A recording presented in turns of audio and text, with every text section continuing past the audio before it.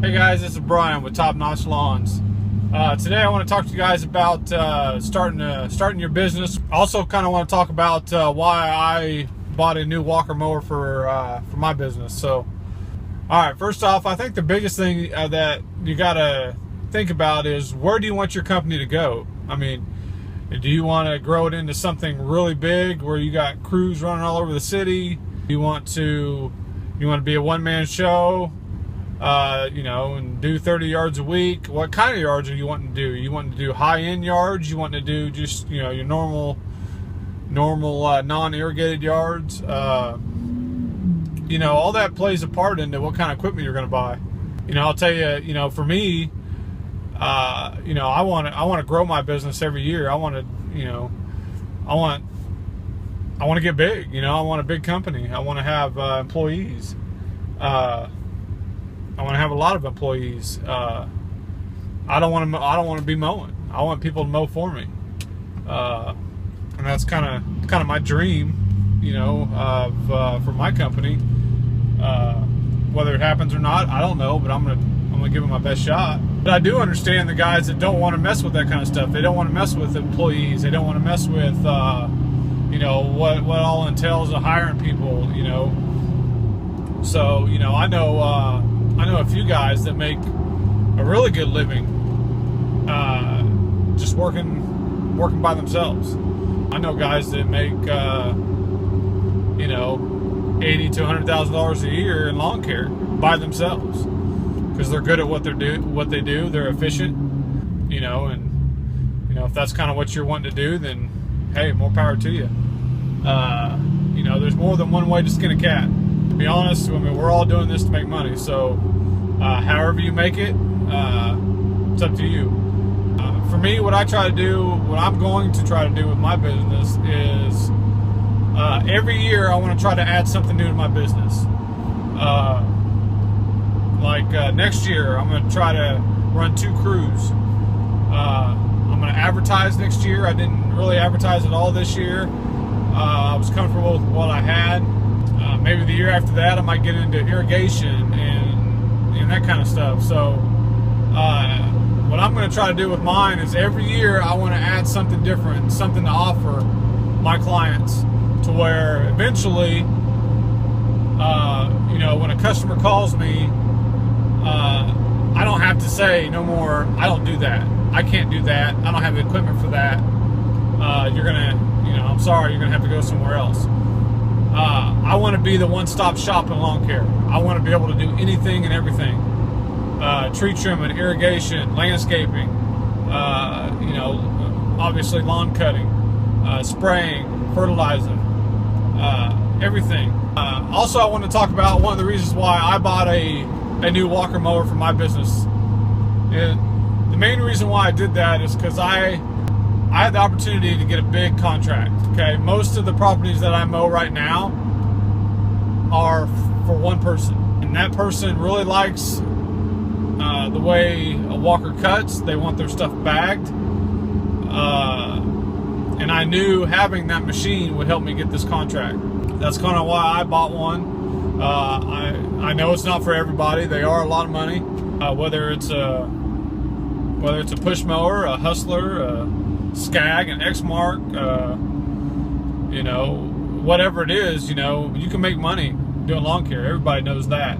But I think you have to realize or figure out what kind of lawns are you wanting to cut.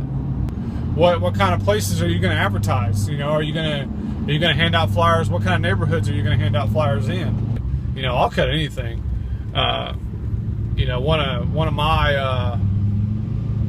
One of my things as a company owner is I'm not going to tell nobody no. I'm not going to tell nobody no that I'm not going to cut their yard. Okay? If they want me to cut it, I'll come over and I'll give them a bid. Okay? And, another thing is when I give bids, I don't give bids for just mowing, or, hey, why don't you come over and just weed eat my house real quick, or can you just mow and not weed eat? How much would that cost? One of the things that I do is, when guys say, hey, can you come over and cut my yard, but, I don't want to weed eat it, so can we knock the price down a little bit? I tell them no. The reason why I do that, guys, is the fact that, You know, when you're sitting in front of a house and you're mowing the yard, okay, that guy across the street, that lady down the street, they don't know what kind of arrangement you guys have with that person. Okay, I don't want to pull away from a house, not weed eating, not edging, and not doing whatever, so this guy can get his lawn cut at a reasonable price, or a cheaper price, I should say. And you know, they see me pulling away, and their first thought is, well, he didn't even weed eat. That guy does crappy work. Every bit I put in, it's for, you know, mowing, weed eating, trimming, edging, anything like that. You know, I don't do the half and all that. So, okay, one of the other things I wanted to talk about is, you know, when you're starting a business and you're starting this lawn care business and this and that, I do not recommend buying cheap equipment. Okay. Especially as your yards grow and you're using this equipment a lot more, your commercial equipment, your top brand equipment is going to last you longer. And I've been there to where, you know, I didn't have much money, and I'm out mowing yards, and you know, my weed eater breaks down, and it's the only one I got because I can't afford another one, and now you're stuck. The homeowner weed eaters that, you know, people can buy for $100 or whatever, they're probably not going to last you. Okay, and I'm not saying you have to go out and buy the most expensive one, but buy some good solid equipment. Do some research on what other lawn care companies like. I use Stihl, you know, and also, you know, I know how to work on Stihls now because I use them all the time. So, and that's another thing, guys. One of the best things I can tell you for lawn care is you have to know how to work on your equipment. Okay. Not that I know how to do everything on my mowers, because I don't, but, you know, before this year, I really didn't know how to do anything on a mower except for maybe change a belt and sharpen a blade, okay? But I've had a lot of stuff go wrong this year to where I've had to replace stuff and fix stuff to where I was like, you know what, I'm just going to dive right in and do it. I don't know about you guys, but, you know, my dealers around here, you know, whether they're great guys, they're great companies, but their hourly rate is pretty high. So, you know, if they're in there fixing your mower for, you know, if they got 4 or 5 hours worth of labor, and then you add parts and crap onto that, you know, that's a pretty hefty bill when, you know, a lot of times you probably could have just bought the parts and done it yourself. Treat your equipment like you can't live without it. Our equipment is how we make our money, guys. You got to take care of it. You got to change the oil. You got to grease them. You got to do everything you can to them, and make sure your air filters are clean, your fuel filters are clean. We can't, you know, when you're in the lawn care business, you can't afford to have mowers sitting on the side and not working. So I can't stress that enough. Your mowers are, you know, without them, you got no business. Okay, guys, there's some tips for you.